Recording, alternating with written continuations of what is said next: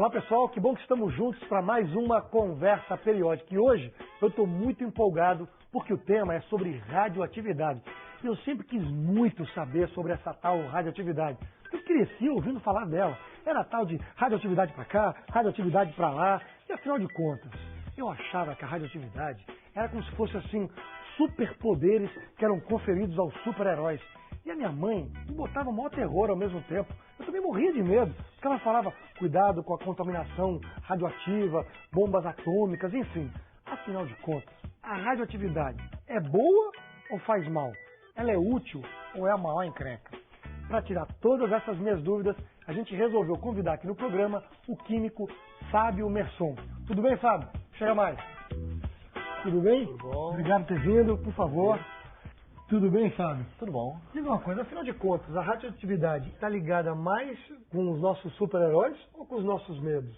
Bom, um pouco de cada, né? De início, ela vinha dos nossos medos. Você tinha aquele receio de que, né, o mundo fosse acabar numa guerra nuclear. Mas aí, peraí, onde entra o Hulk, o Homem-Aranha? Exatamente. É um tema muito popular, né? Até no rádio você tinha, né, esse lado científico da radioatividade.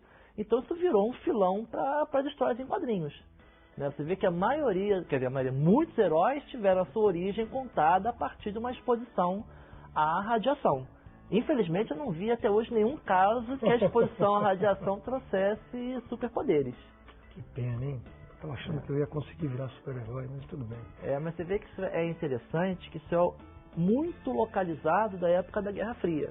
Né? Quando termina a Guerra Fria, quando o risco de uma guerra nuclear saiu do foco, né, o que os editores começaram a fazer? Começaram a recontar as origens desses super-heróis. Hoje não são as armas nucleares que são o foco, são as armas biológicas. Olha, legal. Mas vem cá, quando é que descobriram a existência da radioatividade? Quer dizer, ou melhor seria eu perguntar como descobriram, né, já que ela é praticamente invisível.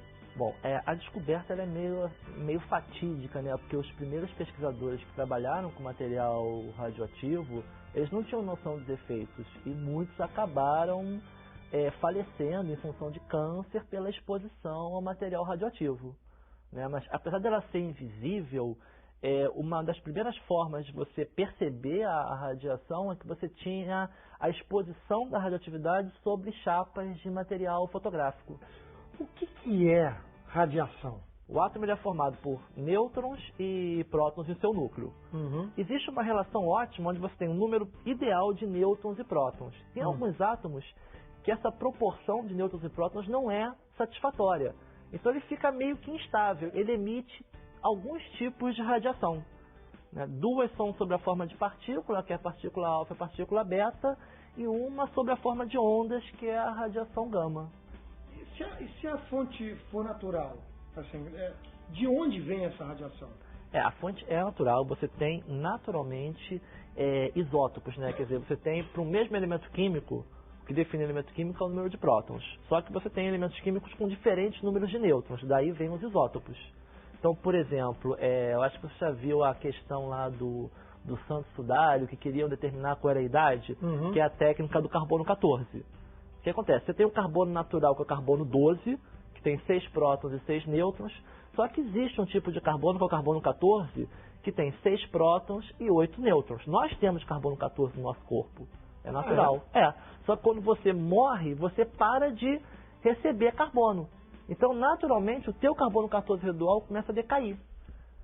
Então, eles pegam um artefato, né, que vem de matéria orgânica muito antigo, quanto mais antigo ele for, menor o teor de carbono 14. Mas aí você me levantou uma questão que é o seguinte, qualquer elemento pode ser radioativo? Para pegar o exemplo mais comum, que é o do urânio, por exemplo, o urânio, que é o elemento radioativo mais comum. Existem 2 isótopos de urânio, o 235 e o 238. Se você olhar a tabela periódica, os elementos cujos números atômicos são inferiores ao do urânio e que são naturais, todos apresentam isótopos radioativos, mesmo que em quantidades muito pequenas. Então, por exemplo, o carbono, que está lá no início. Eu tenho o carbono que não é radioativo, que é o carbono 12, mas eu tenho um isótopo de carbono que é radioativo. Só que você pensa bem, tudo isso aqui está com material radioativo. Opa. Então aqui na mesa, que é madeira, eu vou ter carbono 12 e carbono 14. Na água aqui eu tenho um isótopo de hidrogênio radioativo e de oxigênio também. Agora, a evolução nos deixou imune a esse tipo de radiação de fundo. O problema é quando tem muita radiação sobre você. E essa história que eu já li sobre areia com areia radioativa, existe isso? É o mesmo princípio, é uma areia que tem na sua composição química um determinado teor de um isótopo radioativo. Vamos conhecer agora 3 fatos sobre a radioatividade. Na agricultura, traçadores radioativos permitem estudar o crescimento de plantas e o comportamento de insetos. Além disso, a irradiação é uma técnica de conservação de produtos agrícolas como batata, cebola, alho e feijão.